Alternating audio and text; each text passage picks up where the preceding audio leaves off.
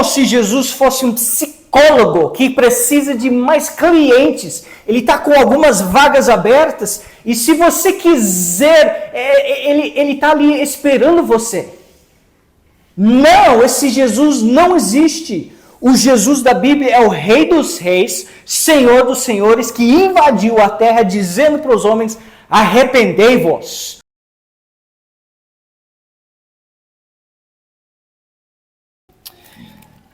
1 Timóteo 5, estamos continuando a nossa exposição do livro de 1 Timóteo. E nós vemos em capítulo 4 que muitos iam apostatar da fé, eles iam entregar seus ouvidos a doutrinas de demônios. E que a cura para isso, a forma da gente evitar o engano é piedade, é nos exercitar na piedade. E na primeira pregação eu mostrei que piedade é algo que a gente precisa crescer nisso, e que não é apenas algo que a gente faz, mas é algo que nós somos. E depois dos versos 7 a 16, eu mostrei algumas características da piedade e como funciona a piedade. Agora estamos no capítulo 5, e os primeiros 16 versos, mais ou menos, ele vai tratar as viúvas na igreja. Para você ver quão prático a palavra de Deus é, quanto ela tem a falar em cada aspecto da nossa vida, da vida da igreja, de como a igreja funciona, está tudo aqui. Só basta a gente cavar, senão apodrece nas nossas mãos. Então ele vai dar algumas instruções para como tratar as viúvas, como lidar com elas, as viúvas mais novas, as viúvas mais velhas.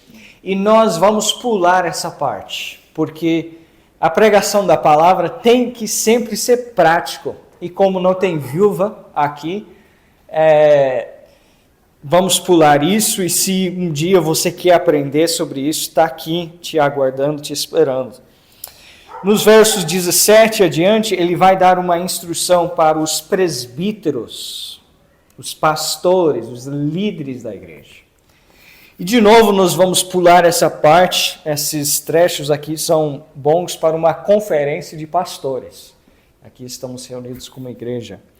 Então nós vamos pular esses versos. Tem coisa aqui que poderíamos ver, mas vamos pular. E a gente vai ver os versos 24 e 25 no final do capítulo. Então, 1 Timóteo 5, 24 e 25, que diz: os pecados de alguns homens são manifestos, precedendo o juízo, e em alguns manifestam-se depois. Assim mesmo também as boas obras são manifestas, e as que são de outra maneira não podem ocultar-se. Vamos orar.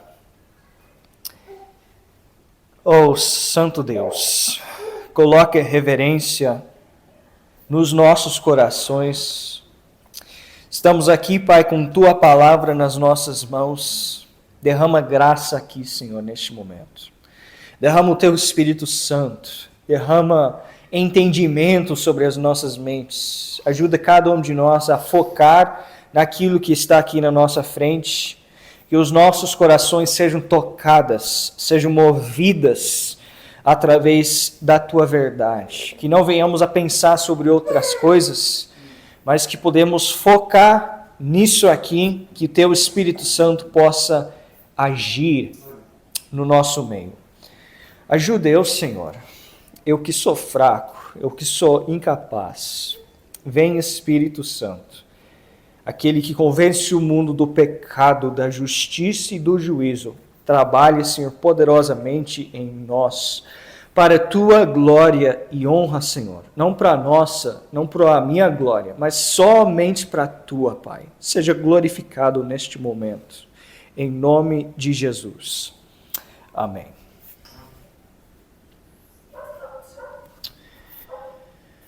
O texto aqui é claro que há pecados que são visíveis, que são expostas, que a gente fica sabendo. Por exemplo, você liga a televisão e está ali passando notícias. O fulano e o ciclano roubaram o banco. O cara abusou a criança, foi preso. Houve corrupção no governo, houve corrupção no STF, como temos visto esses dias. E pecados sendo expostos pelo próprio mundo. Jornalistas propagando os erros, as falhas, os pecados da nossa geração. E ele está dizendo aqui que esses pecados de alguns homens, eles são manifestos. Fizeram em secreto com a esperança de não ser reconhecido, de não ser visto, de não ser exposta, mas foram expostas. Veio à luz e agora muitos estão sabendo.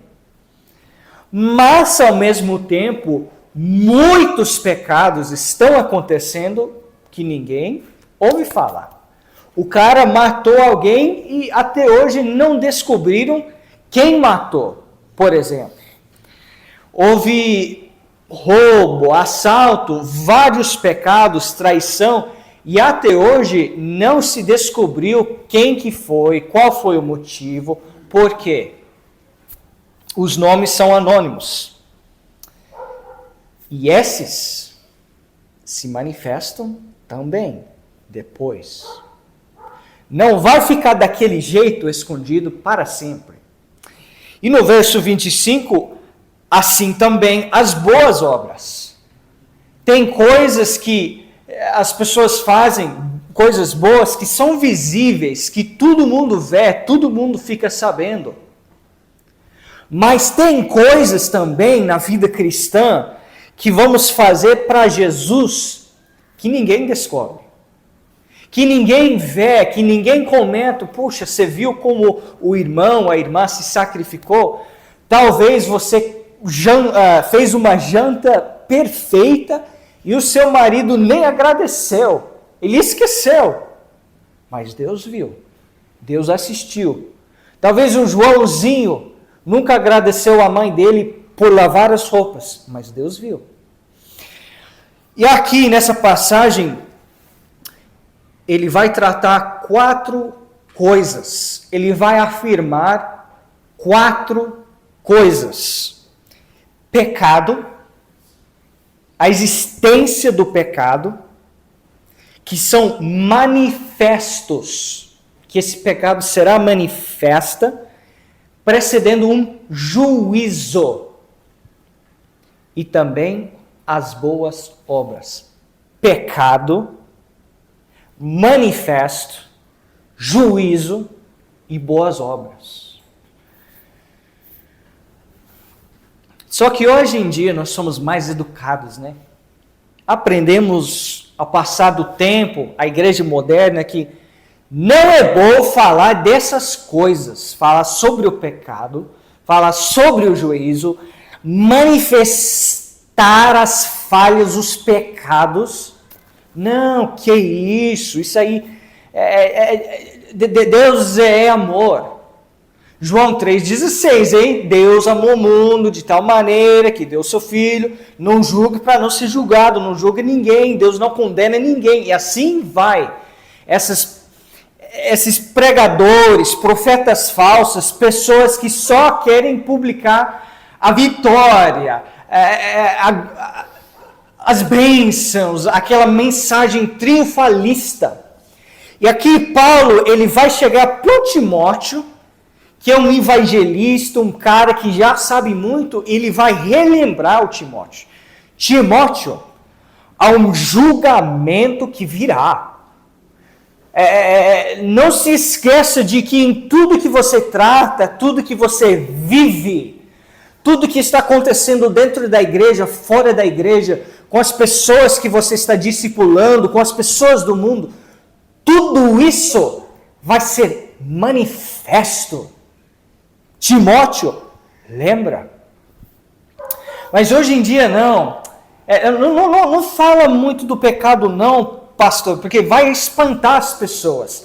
As pessoas vão se sentir condenadas, vão dizer, aqui não, vamos achar alguém que pode falar o que queremos ouvir. Por exemplo, sábado passado eu estive numa praça, estava lá uma caminhão de som grande e eles estavam fazendo culto na praça. Falando sobre Jesus, tinha ali café de graça, inclusive, umas bolachas e lanche ali de graça, e estava convidando as pessoas, vem, pode tomar café, vamos fazer uma oração para você.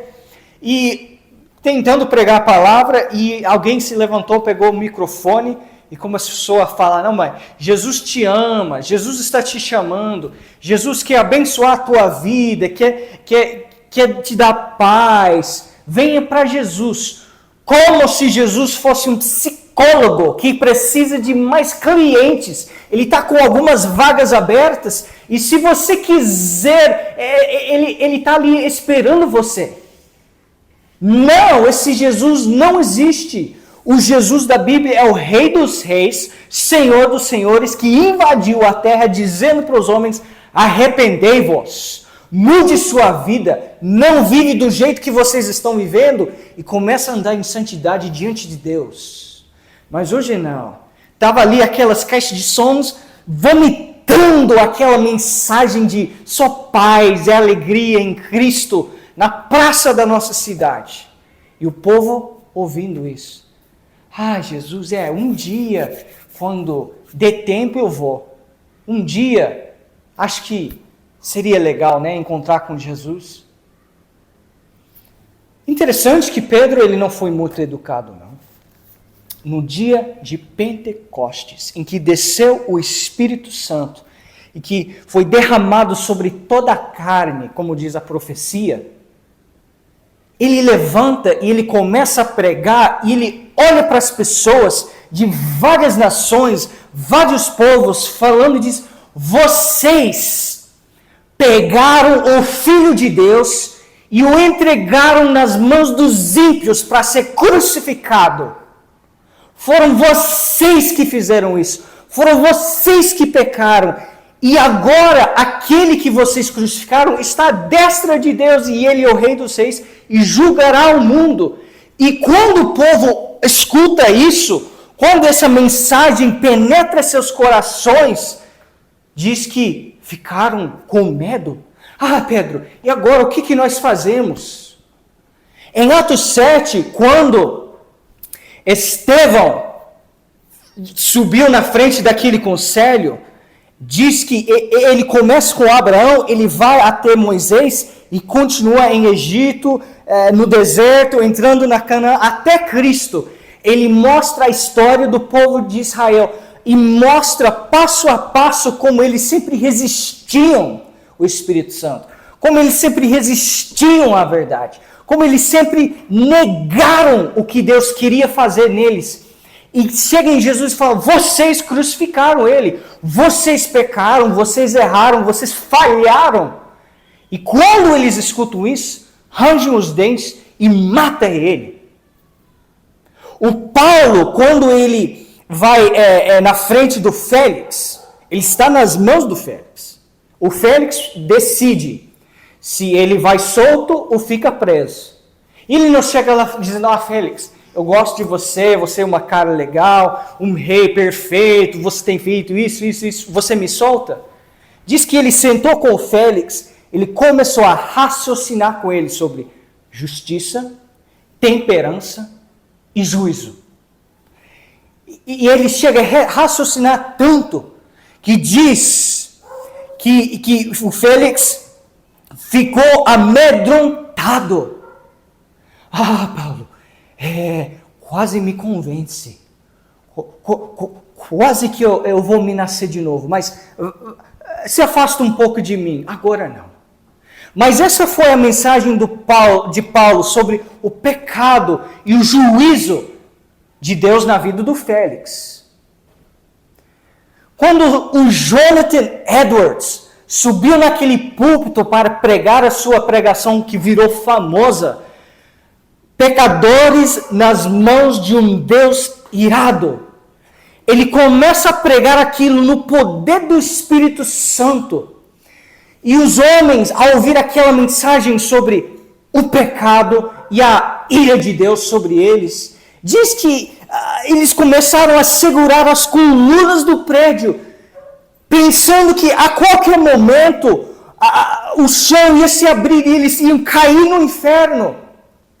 E quando o Jonathan Edwards viu isso, ele está pregando e o povo chorando e segurando as colunas, ele, gente, me perdoe, eu não queria tanto te assustar, vocês podem ficar mais tranquilos, calma, vai lá no banheiro, lava o seu rosto, depois a gente volta aqui, calma. Não! Ele pegou a palavra e martelou até terminar a pregação. Falando sobre o juízo de Deus, a ira de Deus, a justiça de Deus. Mas hoje em dia, não fala tão duro assim. Não seja duro, pregador. Fala sobre o amor. E eu não quero negar o amor de Jesus. Seria muito bom a gente pregar sobre isso também. Mas aqui, ele está falando do pecado, do juízo, e isso sendo manifesto. E é o que nós vemos esses exemplos fazendo. Pedro no dia de Pentecostes, Estevão diante do conselho, Paulo com Félix, manifestando o pecado dos homens, falando com eles sobre o juízo que virá. E é o que nós vemos Jonathan Edwards fazendo. O Charles Finney, quando ele começou seu ministério, os primeiros 10, 12 anos, ele estava com tanto trabalho, visita, pregação para fazer, que muitas vezes ele não tinha tempo para preparar uma pregação. Então ele quase sempre subia no púlpito para pregar sem conteúdo, sem anotações, sem nada. E tudo que ele pregava, ele recebia do Espírito Santo naquele momento. Ele conta uma vez que ele subiu para pregar e veio na mente dele João 3,16. Só que ele diz, o ponto que não me preocupava não foi sobre o amor de Deus. O que o Espírito Santo me impressionou mais foi o fato de Deus derramar seu amor, mas o homem rejeitar, o homem dizer não, o homem recusar, o homem ainda continuar do seu jeito e negar o amor de Deus. Como o homem é duro de coração, como ele peca mesmo, Deus tendo dado o seu melhor. Então, ele não chegou falando, Deus te ama. Vocês são rebeldes contra o amor de Deus. E eu mesmo tive essa experiência uma vez na praça. Encontrei um jovem e eu estava com um amigo e esse amigo começou a falar sobre Jesus, tomar a tua cruz, seguir Jesus, ser um discípulo de Jesus. Vários ensinamentos que Jesus ensinou para os seus discípulos. E o jovem respeitou muito, aceitou, concordou e tal, mas nós vimos que não estava entrando. Não estava gerando um efeito, que ao sair daquele local, ele ia esquecer. Eu falei, jovem, eu tenho mais um ponto, mais uma coisa para tratar com você, e daí a gente vai embora. É o pecado. Você já mentiu? Já. E eu fui pegando a lei, ponto por ponto, mostrando para ele que ele já violou a lei de Deus, que ele era pecador.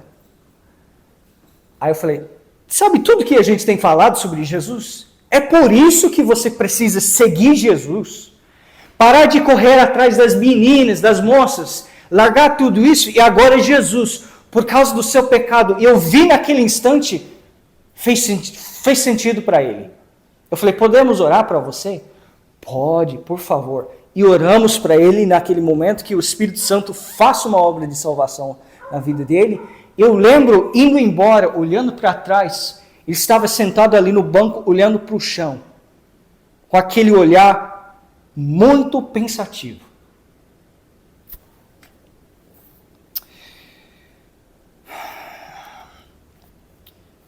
Vemos que isso é um padrão bíblico. O terror e a certeza do julgamento revelado da parte de Deus, expondo os pecados dos homens, manifestando os pecados do mundo, essa verdade precisa penetrar as nossas mentes,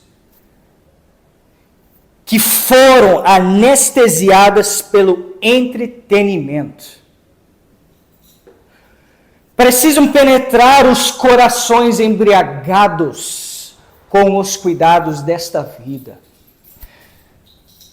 Precisam penetrar as consciências que foram adormecidos pelos falsos profetas, que dizem paz, paz, quando não há paz.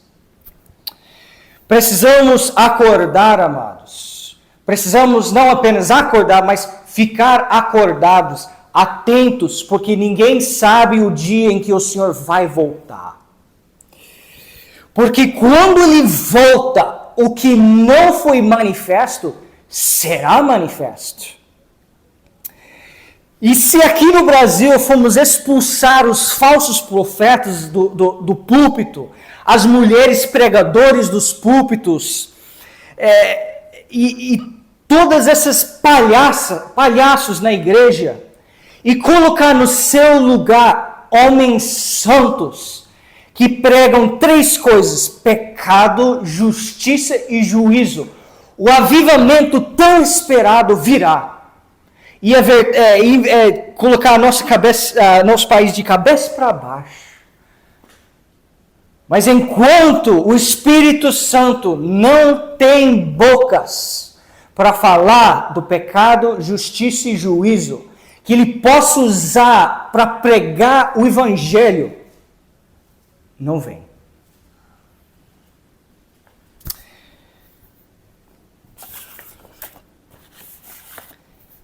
Os pecados de alguns homens. É o pecado, é o maldito pecado. O filho pródigo, ele chega para o pai e diz: Pai, pequei contra os céus e pequei contra os céus e perante ti. Você estava me vendo, pai. Esse pecado não foi um pecado escondido, foi um pecado manifesto. Você me viu, pai, pegar o teu dinheiro, pegar o que era de fato seu, pegar para mim e gastar em que não prestava. Pai, pequei. Sou eu que sou mau, eu que sou falho, eu que sou errado, eu que errei, eu que fiz o que não deveria fazer. Foi eu que desviei. E nenhum sistema político, nenhum esforço, um programa social vai livrar o mundo dos seus pecados. É só o arrependimento, o quebrantamento, o chegar para Deus e ser honesto com Ele, dizer: eu pequei, eu sou falho, eu sou errado. Aí a pessoa diz: mas todo mundo é pecador. É isso que é o problema. Você está nem aí com o seu pecado. Todo mundo falha, então vamos viver desse jeito. Não. Arrependimento sincero, olha para si mesmo e quer mudar, quer ser diferente, não quer continuar do mesmo jeito. É como o filho pródigo que chega de dar comida para os porcos. Chega de viver essa vida aqui. Volto para o meu pai e diz: Pai, pequei. Será que nós entendemos as consequências do pecado? Será que a gravidade do pecado já nos confrontou, quando Adão e Eva caem, só comeram uma frutinha, só. Não mentiram, não cobiçaram, não furtaram, não mataram ninguém. Só o fato deles comer uma fruta. Por isso, Deus ele para de descer do céu à terra cada tarde para conversar com o homem. Nunca mais ele voltou a fazer isso. Ele se afasta do homem. Desde então, ele se afasta. Essa é a gravidade do pecado. É o peso, o fardo, é como Deus vê o pecado, é tão grave que ele nunca mais voltou a ter esse contato com os homens. Por uma fruta. Esse é o pecado.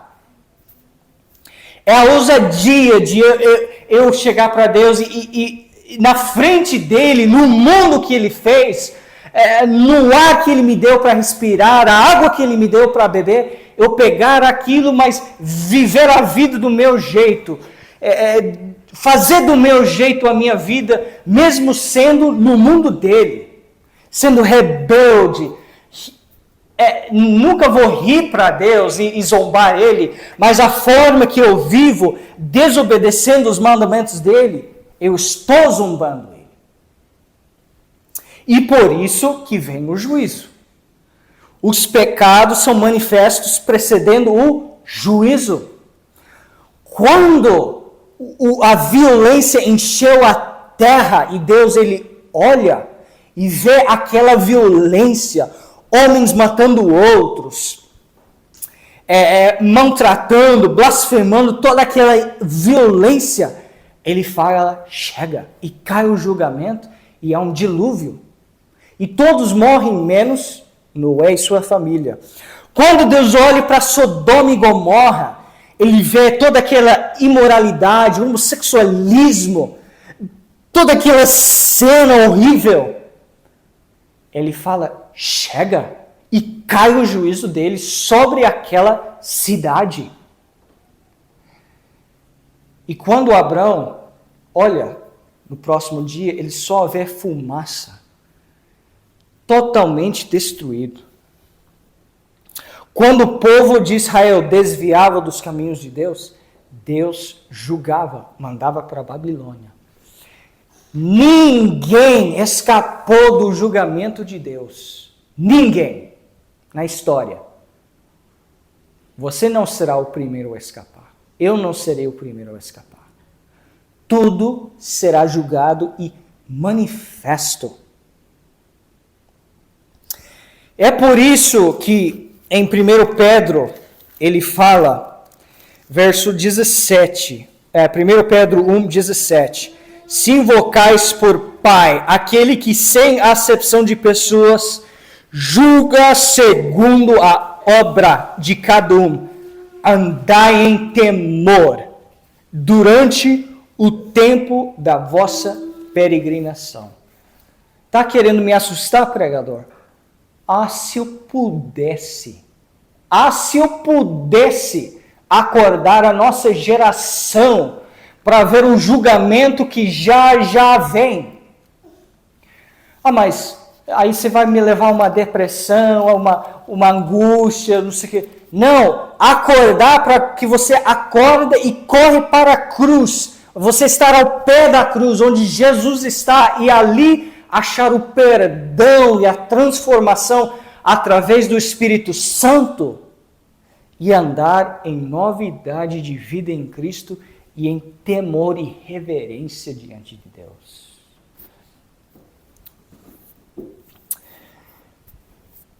Com esse pecado e juízo, Deus ele vai manifestar. Porque para julgar algo, você tem que manifestar. Por exemplo, no tribunal, alguém levanta um caso lá, só pode julgar se tiver, numa democracia funcionando, né, que funciona certo, correto, só pode julgar se tiver evidências. Então Deus ele vai manifestar para ele poder julgar. Se ele não manifesta, então como que ele vai julgar? Mas manifestando diante de todos e diante do culpado, ele então julga. Só que hoje é fácil esconder o pecado, por enquanto. Tem senha no celular e só eu que sei, sabe a senha. E só eu que acesso coisas lá que eu não deveria acessar. Mas ninguém consegue ver, ninguém consegue descobrir as minhas conversas privadas, aquilo que eu vejo, assisto privadamente, porque está lá a senha. E só eu que conheço a senha. Então, jovem ou quem for, acha que está escondido. Mas Deus ele está coletando as provas para um dia manifestar isso. Um dia chegar com as provas para o jovem e falar, e agora? Responde. Você estava ali no seu quarto todo dia quebrando e fazendo o que eu falei para não fazer. E aqui estão as provas. E aqui agora vem o seu julgamento. É muito sério isso, meus irmãos. Funcionário que em vez de trabalhar, quando seu patrão não está vendo, fica lá no TikTok gastando tempo do seu patrão. Seu patrão não vê. Mas Deus, que fez os nossos olhos, Ele também vê tudo. O empresário que evita impostos e até consegue enganar a Receita Federal. Conseguiu, mas Deus viu. É um truque diabólico que leva alguém a concluir que pode esconder seus pecados e vai dar tudo certo.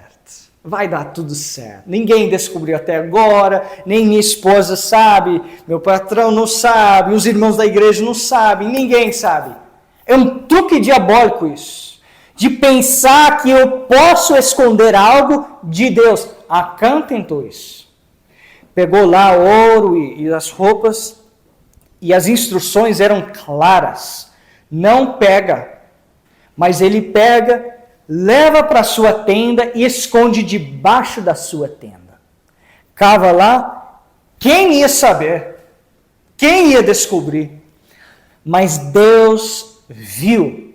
E Deus escolhe naquele momento a manifestar isso para o povo de Israel. E quando é manifesto, o julgamento que vem não é só para o Acã, é para a família toda ser apedrejada com pedras.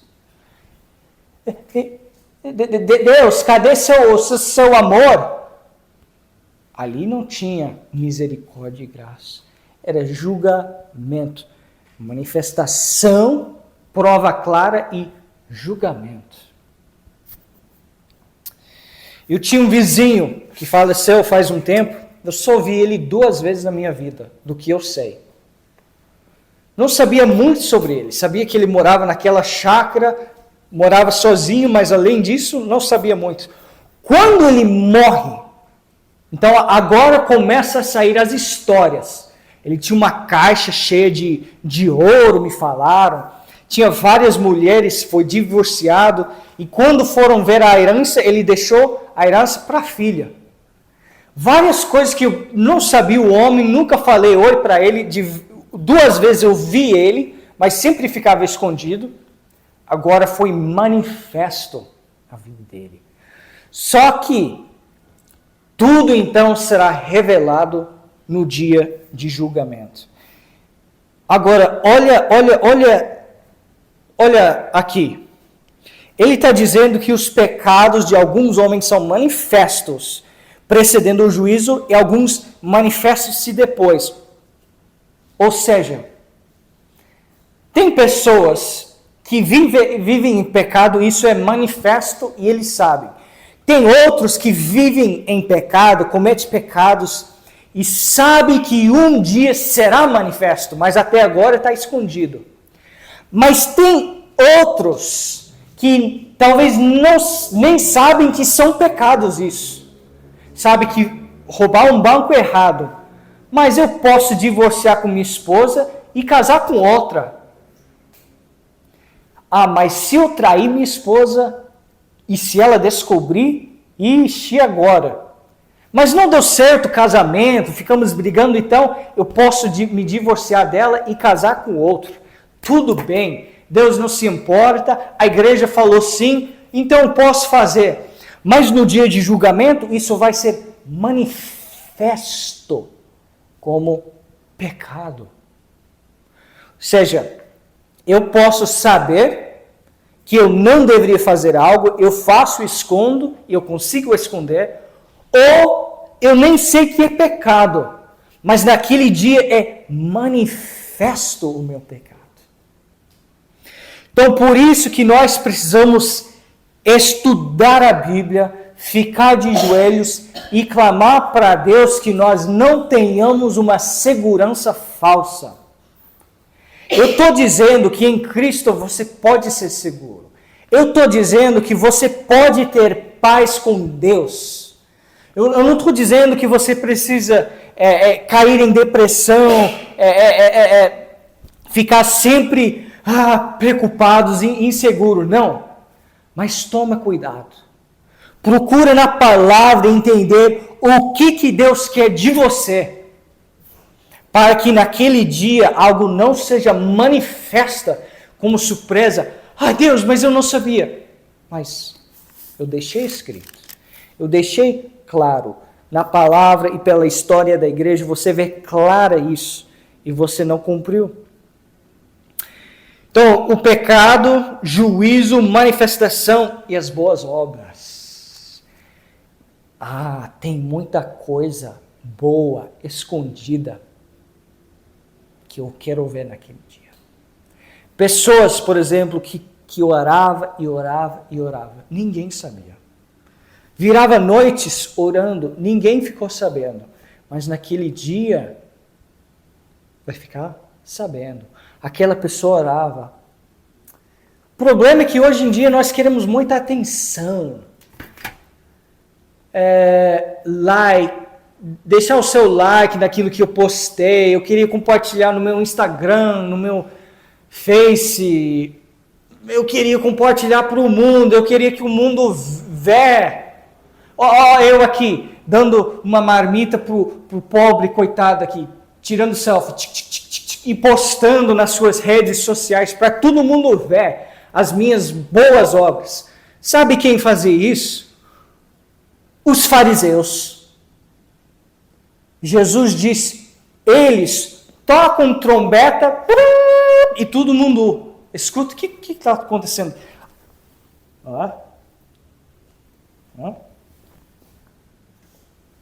As boas obras, muitas delas são escondidas. Não são manifestas. Esse lugar aqui, essa coisa aqui é perigosa. O púlpito. Porque é algo que você faz na frente de todos. Mas eu creio que no dia de julgamento, muitas irmãzinhas vão ser chamadas, vão ser louvadas, suas boas obras expostas. Porque foram elas que lavaram os banheiros sujos da igreja. E na hora do culto, o pastor foi lá na frente e falou e queria glória para si.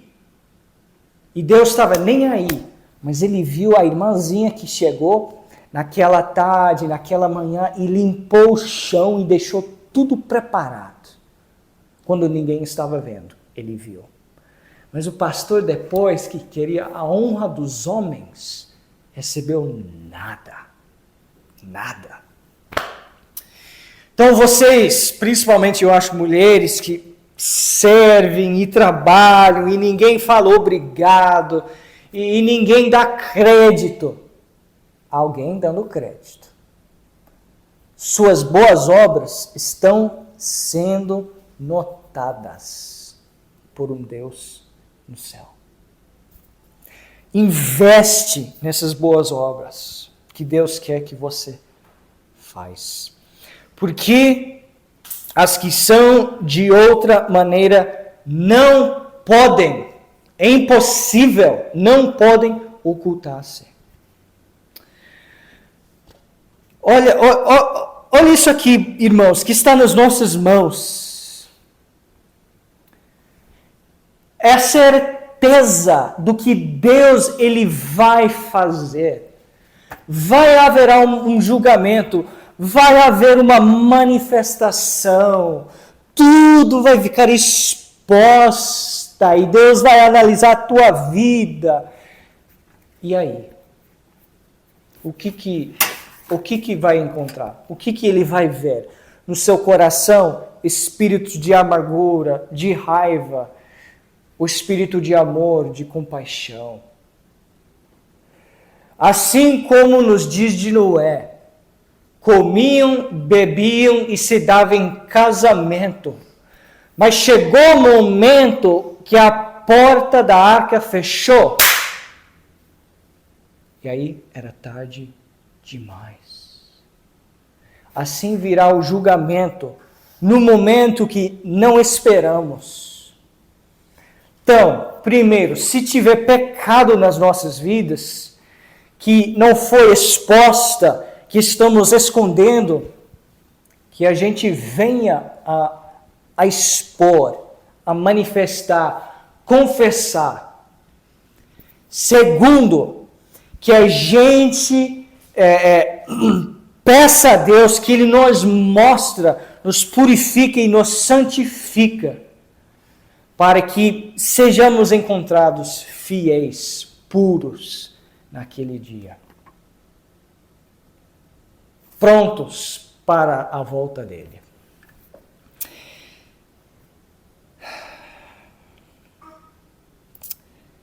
Pai Santo, tenha compaixão de nós, Senhor. Ajuda-nos, Pai, a compreender o que está escrito aqui. Que isso possa ir até os nossos corações e nos tratar, Pai. Confesso, Senhor, os meus pecados diante de Ti. Senhor, me purifica, me lava, me trata, Senhor, para que eu não continue do mesmo jeito, mas que eu possa crescer em santificação. Senhor, prepara-nos para a Tua volta. Prepara a Tua igreja, Pai, para a Tua volta. Acorda essa geração que ainda não foi alertada de fugir da ira que virá, Senhor. Levanta-nos, Pai. Ajuda-nos. Em Teu nome, em nome de Jesus, pedimos para a Tua glória e honra. Amém.